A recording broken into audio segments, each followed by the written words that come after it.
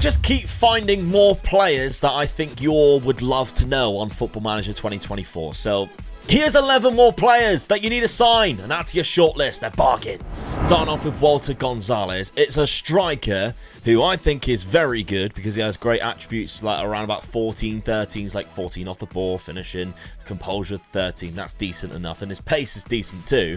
He's Paraguayan, 28 years of age. You can find him at Olympia, and his value is just up to £1.2 million. So you could probably get him for less than $1 million, and he's that good. Like, fantastic work rates. He's 6 foot, got good both feet. He's decent with both feet. Let's have a look. And he would gain a work permit if you tried to sign him in the UK. So that's a big plus too. We all know that. That's a huge plus. Speaking of players with really good work rate, we got Zizis Karachalios, Greek, in case you didn't realise from that name. He plays at PAS Giannina. I'm nailing these names today.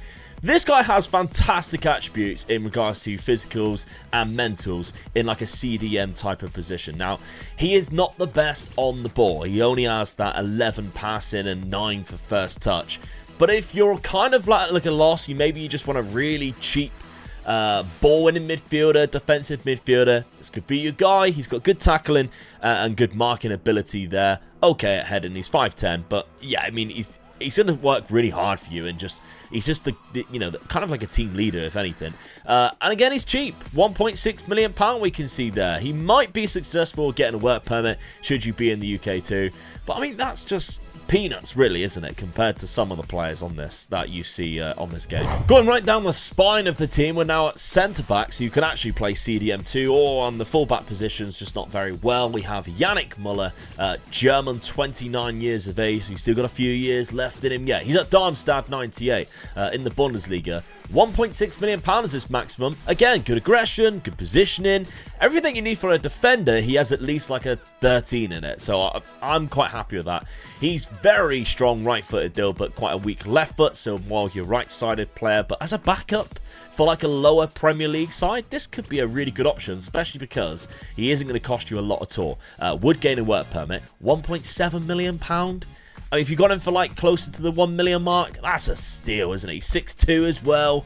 Yeah, I really like this guy. Might as well go all the way back into the net, to be honest. Let's start with a goalkeeper then. Alexander Silikov at Spartak Moscow, 29 years of age. He has the good handling, good reflexes that obviously everybody wants to have in their goalkeeper. But everything else is decent as well. Good anticipation, good agility and positioning. He's not bad at kicking either. He's even got 10 for passing. So if you like that in your goalkeepers, he has a 10, which is, for a goalkeeper, quite high, to be honest. Like, I know obviously you get the ball playing goalkeepers who have a lot higher, but that's not bad, if I'm honest. And a lot on the game, I think it's hard to replicate what we are seeing in real life right now. Yeah, he's £1.8 million. He is 6'3". He might be on the end of his 20s, but for a goalkeeper, that's still young. Very interested. Would gain a work permit. Up to £2.3 million once you ask his agent, so you might have to pay a little bit more, closer to the £2 million mark. I still think it's a good enough deal for a backup goalkeeper or your lower end goalkeepers in the Premier League if you don't have a big budget. I think this is a good option for you. Left backs, we've got Tony Lato, who, to be honest, I love now because I went and watched Mallorca and I watched him play, and now I have an affiliation with Mallorca and I just like them. So he's very good. He used to be, of course, a bit of a wonderkid on the game. He's 25 now, so he's gone past that stage and never really amounted to what we had seen on previous FMs. But he's now like classed as a bargain pick, in my opinion, because transfer value is up to £2.4 million. Now, his technicals and his mentals don't look special, but there's enough of 12s and 13s in there that you can get by as your backup left back, or again, like that lower end Premier League Championship type of backup. I mean, he's playing in La Liga, for instance. He's got good acceleration and decent work rate, so he's going to bomb up and down the pitch, and he's a natural in both wing back and left back. So if you are playing a free at the back with wing backs, he can do that too. He's only 25, so he's still got time. He probably still has a bit of potential left as well. Would he get a work permit? No, and he wouldn't be interested because he's just joined Mallorca, but keep him on your list. Maybe you can pick him up at the end of the season. I posted a Wonder Kid from Hammarby the other day on TikTok, so if you're not following me on TikTok, make sure you go over there because I'm posting loads of players on there, etc. And why not try and get us to 100,000 subscribers on this as well if you haven't done so. We're very close now. We're closing in on that YouTube plaque that I can put behind me. But we've got now Edvin Kurtulus, who is Swedish, playing at Hammarby IF. He recently joined in the February, but just like the one kid I showcased, you should be able to pick him up in that first season. He's also quite young too. He's only 23. He can play centre-back naturally. He can also play right-back naturally too. So a bit of a good squad player. My dad would love him. And he's got a reasonable left foot. So for you guys who like the inverted wing-backs or the inverted full-back, the new position, could be really good for this position. He has, again, a lot of 13s, a lot of 14s, some 15s even dotted around in his mental attributes, some places that you'd like to see him. He's 6'1", he's on very low wages, 2.9k, and his value is only up to 2.4, and if you were interested, you may be successful to get a work permit, again, for around about that 2.5, 2.6 million pound mark. 2 million if you are probably bargaining with him. Yeah, this is a good pickup, to be fair. I quite like him. There's another player here, Albert Grombike, who is on the peripheral of being like a wonder kid, but just maybe a little bit too old now. But he probably still has that good enough potential that he'll become a better player. He's a little bit more expensive, but I think he's a better player at the start of the game. He plays in a number of different positions too. He's only 22 years of age. Danish, you can find him at Bodo Glimt here. He's more of that type of advanced centre midfielder, so don't rely on him to be your defensive side of things. Look at him for that kind of like centre midfielder on attack.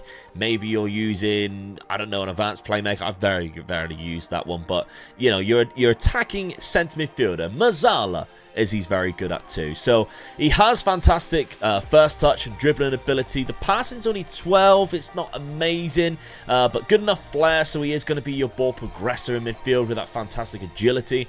Again, so once he gets on the ball and he starts dribbling, maybe you put dribble more on him because he's very good with that. He runs with the ball often. He's 6'1", so he's not like really tiny in that position. His strength is only 8, but he's a good enough height, I guess. Like I mentioned, he's £6 million. He is only on a very low wage. If you decide to pick him up, he would be successful in gaining a work permit. And if you can get him around like £3 million, he wants high wages, but it might be just because I'm a big Premier League side. It could be worth it, to be honest. At the same club, we've got Patrick Berg, who is the complete opposite type of midfielder to that, and definitely an even better one. He's 25 years of age, so he's a little bit further in his career, and he's already had a taste of European football. He went, I say European football, he plays for Bodo Glimt in Norway, but like of other European football abroad, he went to Lens. Then he went back to Bodo Glimt. Maybe he just missed his hometown. Maybe you can be the new hometown. He has amazing mentals, like phenomenal. That's Premier League worthy mental attributes right there for a centre midfielder. It's only his jumping reach that lets him down in the physicals, and he has decent technical ability as well as like a holding / ball player midfielder. I love this guy. I've used him a few times in different iterations of Football Manager. He's got a model citizen personality, which is fantastic to add to your club. That's the best personality you can have on the game. Good player traits too, to be honest. And again, only up to £7.2 million. If you are interested, you would gain a work permit. I think you could probably get him for around about that £5 million mark, and it would be worth it for sure.